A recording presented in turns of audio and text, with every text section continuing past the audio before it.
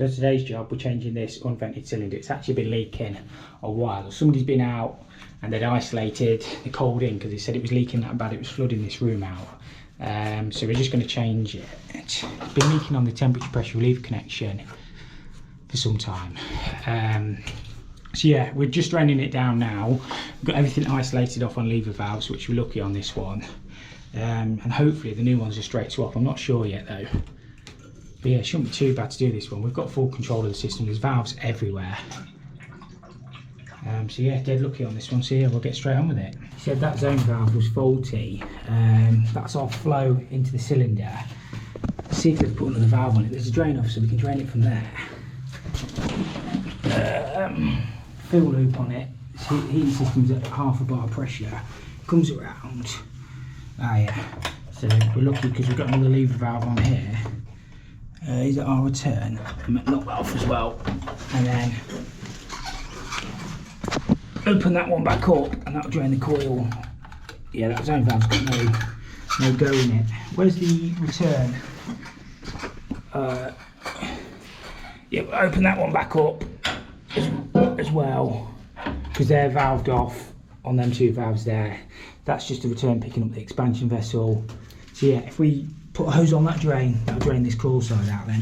Right, so that's got that heating draining down. We'll just get a towel on that. There won't be a line anyway. Get a towel under there. I'll change that drain off tap washer when we're done. It's just because the drain off tap's on vertical. I always like to see them horizontal because it makes it a bit easier, but at least we've got one. So thank you to whoever put that in. That pressure gauge there will not drop because it's on the valved off side of the system. But I'm pretty sure, yeah, that's going to be pretty much empty, that is, for us.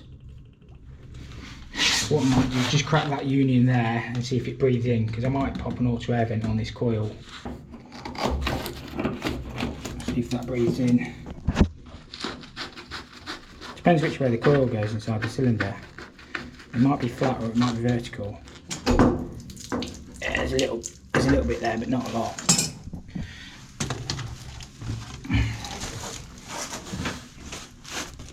So I've locked off the fuse in the MCB. I've checked for dead with a proper proving unit.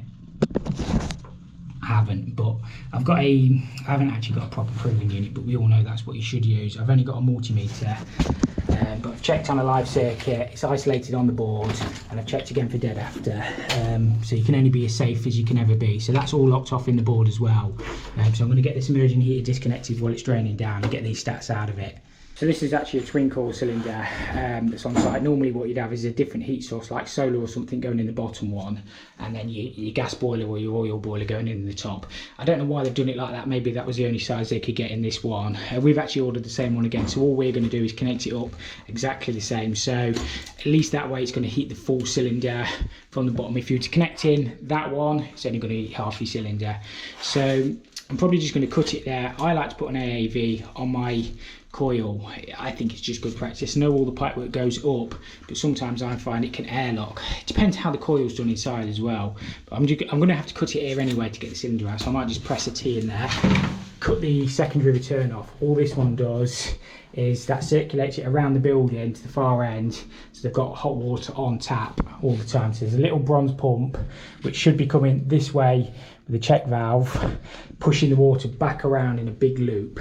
So it pushes it through, out the hot, and then to the furthest point, just in a loop, a circle. What else is there to say? Not much really. The cylinder's all drained.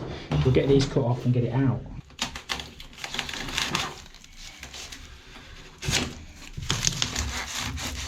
I have to cut a section out of it anyway. Probably going to need a bit more than that. There's no tin here, I've got a towel.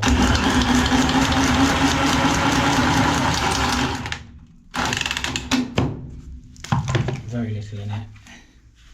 I'll lay that down there a minute.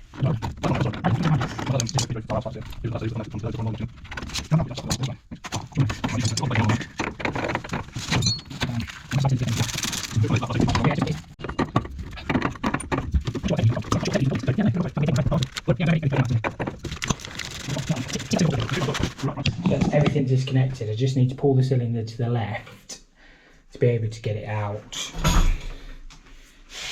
But yeah, got all them pipes cut back. We are going to put a new composite valve on, or combination valve, whatever you can call it. They have changed them a little bit, they're the Khalifi ones now, but it's not an issue. We've got that valved off there anyway. They've used 2 ton dishes on this because you your D1 can only be a maximum of 600, but they've got 300 below, so we just put, well yeah, we'll probably just leave that one there like that, and we'll put a new expansion vessel on as well, even though that one's okay, but the cylinder comes with one anyway. Oh, right. Yeah, I disconnected it. There is a drop still in this, you know, mate. Yeah.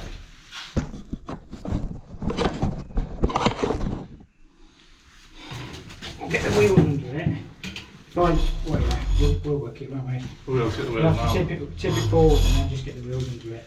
I don't know how I'm going to get it in the van light, but...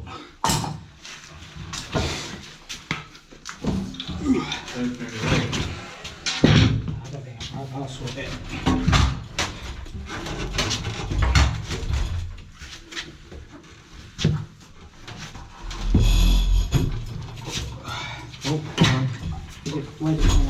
Oh, the coils in it. Let's get some blanks on them. Check the blanks off the new cylinder and put them on the old one if they fit. Oh, you can spin it actually. Yeah, we could spin it. It's a little bit tricky because it's still got, I don't know, about 20 litres of water in it.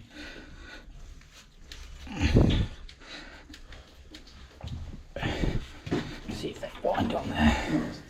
Yeah, they are different, but you can shove them on a little bit.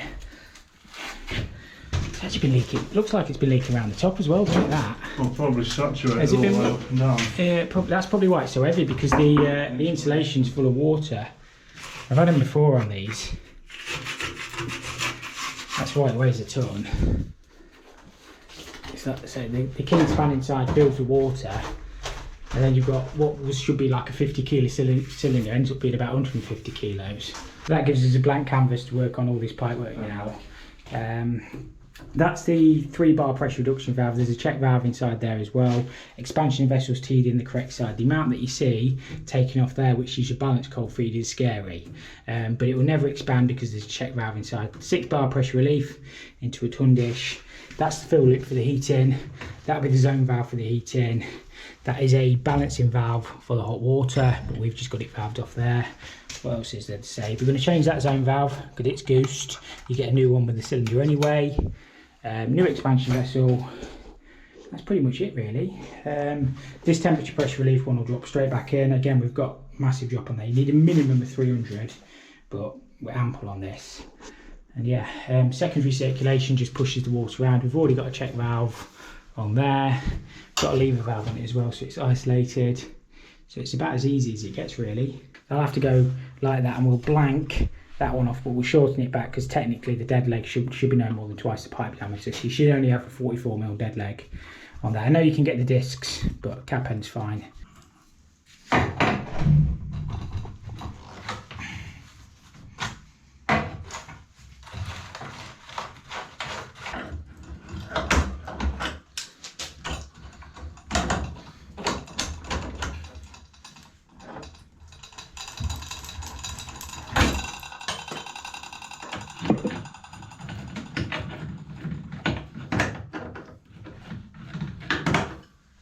I suppose that's where them clever couplers really come in, don't they?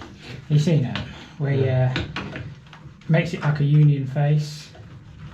Yeah. But I ain't got any, and nowhere stops them, so. And it's like one of them things you would use if you got, but if nowhere stops them. So stop nearby. Nah, nowhere will have them in town. Right, they need to get the product into the merchant, otherwise they're never going to. It's alright showing them on social media, but unless you actually get them in supplies that you know plumbers use, it's no good, because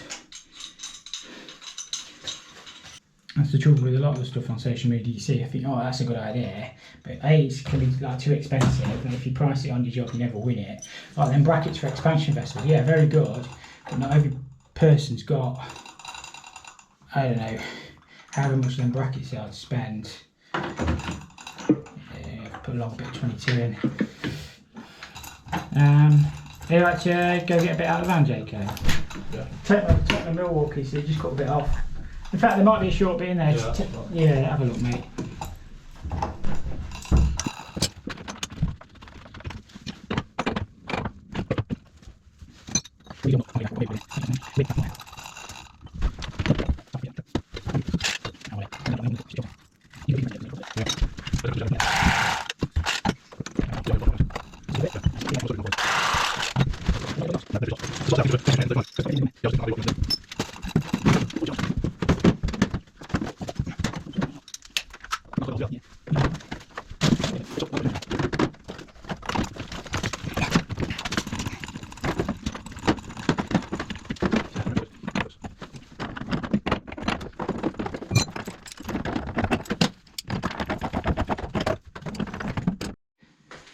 There, I've shortened that dead leg back. In theory, you've got twice the pipe diameter, so we've got 44mm before it was out here somewhere.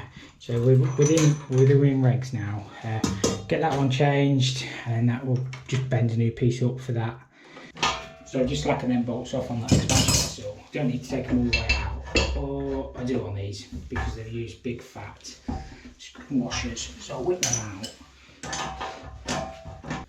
So normally you'll find them expansion vessels are flat because nobody ever puts them. But what they do is as the water's heating up, that's where it goes. So they come with the cylinder, but if you change them, or if you change them, you need to change them like for like. Because if you put a smaller one on, it's not going to have the expansion. Sometimes with the secondary circulations, you need to put an additional expansion vessel in.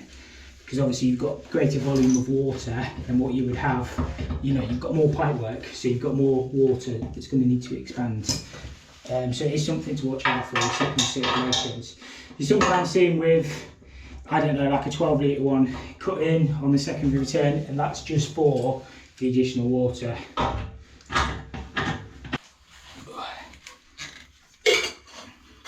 The old Hillmore things is still best. Even though I overbent it. That's getting technical, that is, Jacob. It's the first time you're using that bender in it as well, so. Similar to the Monument 2-piece one, but that's got the built-in guards on that Hillmore.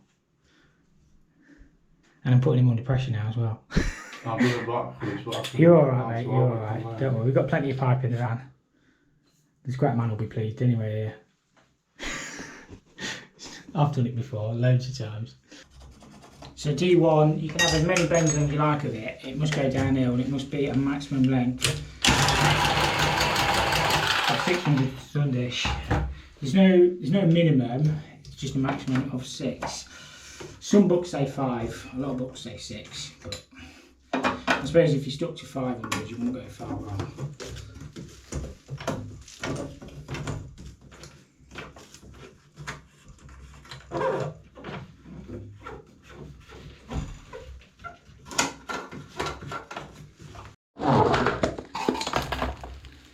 So yeah, it's wires into that. That's basically an adapter box they've used.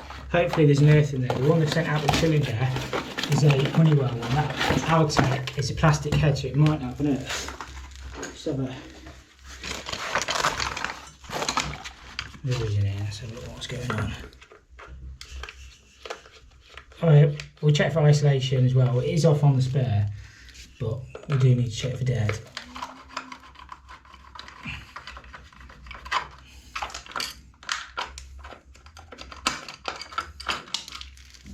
Yeah, there is an earth. It's not used though. Oh, it is. Not on the valve it in. They've labelled it up. I might just use some Wagos on them, Jacob, rather than chocolate boxes. Wagos are better. I think so. They're more approved as well, aren't they? Yeah, I think they use Wagos on them. So, what we got is standard 2-port connections. Standard 2-port. I'll whip that valve out quickly.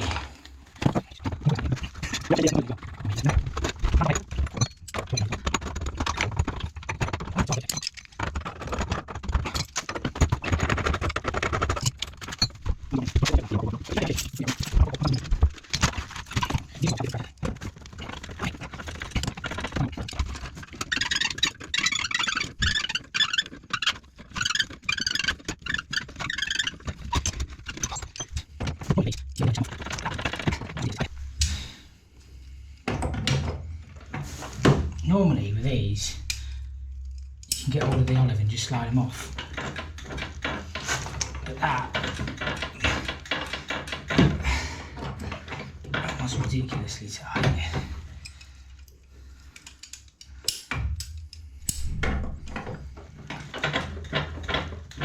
What are you messing about with, Tom? On these is an arrow direction of flow. The other ones were labelled up A and B, but arrow going that way into our cylinder. What happens if you don't put them the right way around is they can vibrate or make a noise when they should turn off.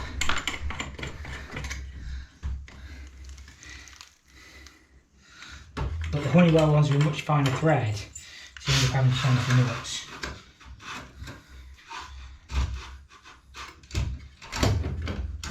Normally you get the white ones with the cylinders. I don't know why we've got a silver one. You normally get the Honeywell Home. Oh, that's what the sense, that's what will fit in.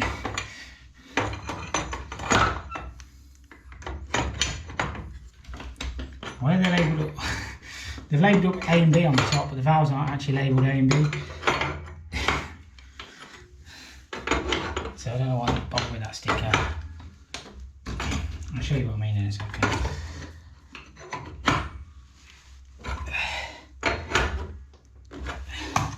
So on top of the valve, they label it A and B, but on the Honeywell they don't actually use A and B like they do on the old ones, so it's just an arrow. So, wasted time that sticker. That's what we actually got. Let's just cut that valve off for a second.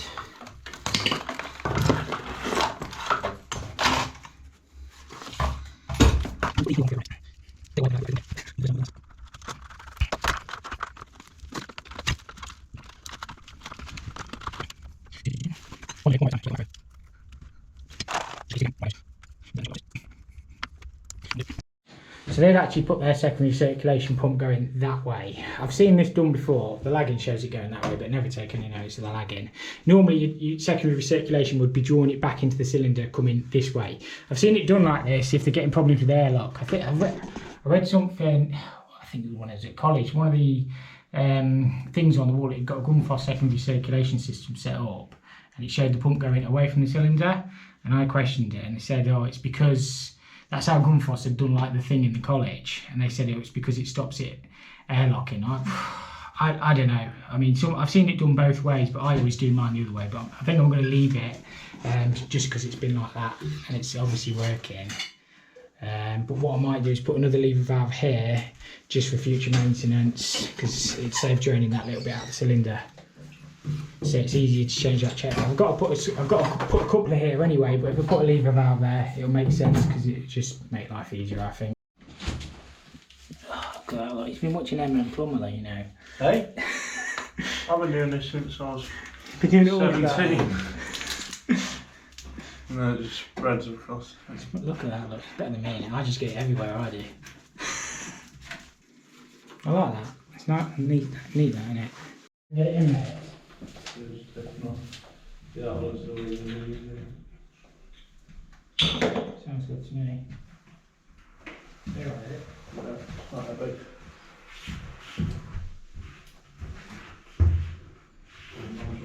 Yeah, you're right, mate. Well, I think we'd have to get through the door.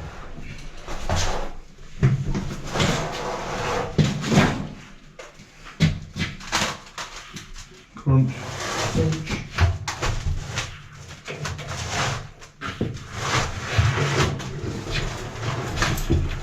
To me, to you. Hang on.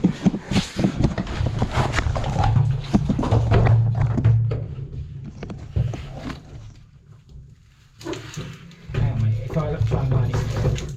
Yeah, go on, you're alright. Give it a good. There you are, mate. Okay. You're not bad at that. Why did it move? I don't know. Well, you're on the bottom now. No, leave it. Don't do that. You're on the bottom. It just wants like spinning like that. There we go. Yeah, we'll have to use the new nuts to because them old ones don't fit. Hopefully the Samsung. Yeah, they do send them. They sent a blanking cut for the Oh, right. composite valve as well. So you should always read the instructions. So I think the cylinder is actually a straight swap. They are bent at an angle, so we need to rotate. I was going to just alter the right hand side, but I think the reason we couldn't get it on before was because the nuts are wrong. So we'll get this line back in, and everything should go back as it was.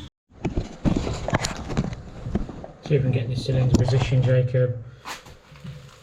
Now I've connected the hole and it's probably made life hard work, but it's well done. Yeah. Have you pasted them? Yeah, I've pasted them. They've got new nuts on.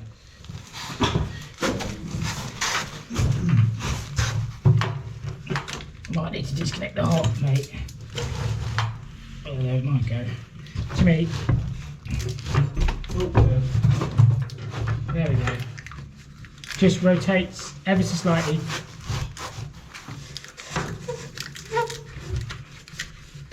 I think they've gone, Jacob. Yes. They are.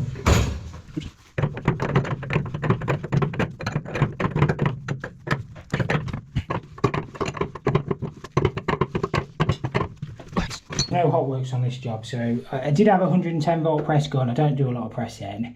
I did have a 110 volt REMS one, but I've been out and treated myself to this new one. It's battery, 2 batteries, jaws up to 35mm, just your standard jaws, not angles. That's 35mm jaws. I think that was 1100 quid plus that. And the other thing that really made me buy it is because I'm pricing the job. I'm not saying I'm going to win the job, but it's specified press fit on everything. It's quite a big job. So I thought, you know what, I'm just going to buy one. There's no hot works on this site, so it says on the thing. So I'll just press this one.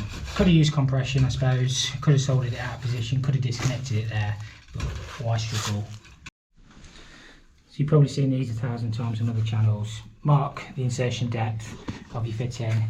I think you're supposed to put a line through them. Once you take the fitting off and put a line through it, Jacob, so they know that it's been. I've seen a lot of people do that. You're supposed to use a marker pen really, but can't afford a marker pen now, I bought a press gun. So that's in all the way, and then it's just a case of popping the jaws on. I don't know if you have to press and hold this trigger.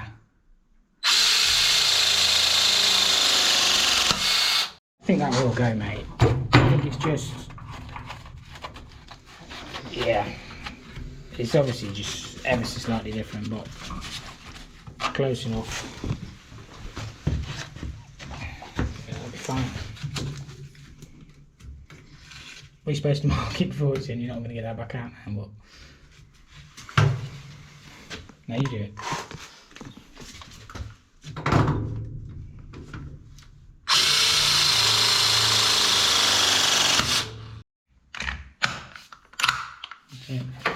So to change yours, how do you do it? I never even looked at this yet, Jacob. Pull. Do you pull it? I can't do it one-handed. Right, look. And then your jaws just pop out. Same as the other one actually, isn't it, I think?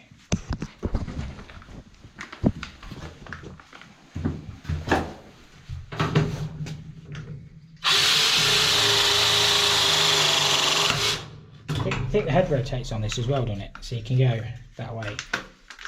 Just swivel it. Yeah. Should we get the cold feeder? Got it. We'll open the hot out the top and all. Open the secondary. There's another valve on the secondary around there.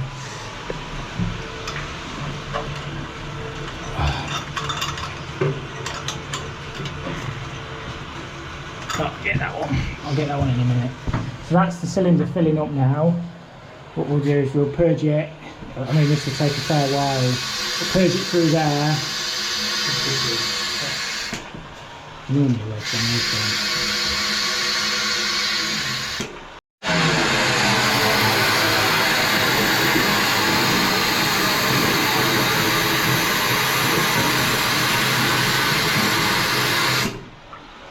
So got some pressure in there.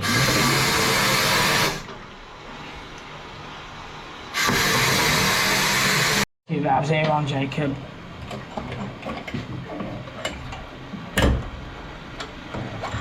Wait, I'll pressurise it up before, because now you have airlocks above. No, it won't. It shouldn't be. It should be alright.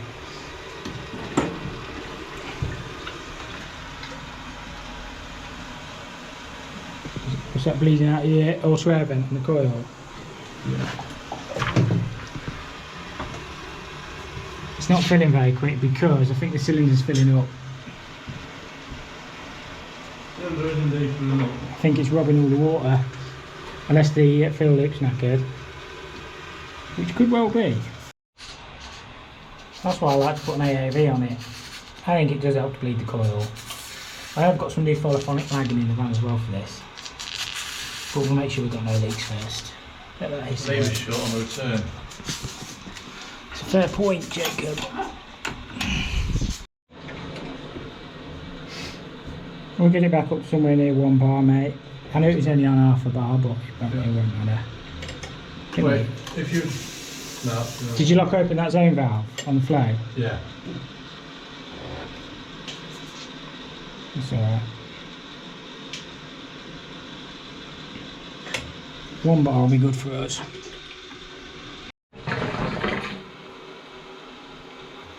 That's full up to that point now. So it's only this top little section. Right, that's everything filled up. We'll check to make sure we've got no leaks, sort the lagging out, sort the wiring out. I'll have to see what they've done with these stats. That one is an overheat stat, and that one is the control stat. Normally, the new ones come control and overheat all in one, but they've also sent a separate overheat stat, so I'll have to have a read the instructions on that one. I might speak to the electrician, find out why he thinks they've done that. They've obviously done it for a reason. And we've got 2 pockets. So one of them would have been for the solar, but I don't know if they've just used... Yeah, that's an overheat stat, and that's your control stat. The lagging we picked up is a bit thicker actually, so we're just changing the front sections across, and it just have to be thinner on the side. They'll still look the part, got all it in and plumbed up. We're going to go and get a dinner while this is heating up. Yeah, we just set it to come on, so we need to check all the control stats and the overheat stats and stuff. Second return, it's got a little bit of warmth there. It's probably been on about 20 minutes while we've been tidying up. And that's pretty much the job. All sorted, just got the benchmark to fill out on there.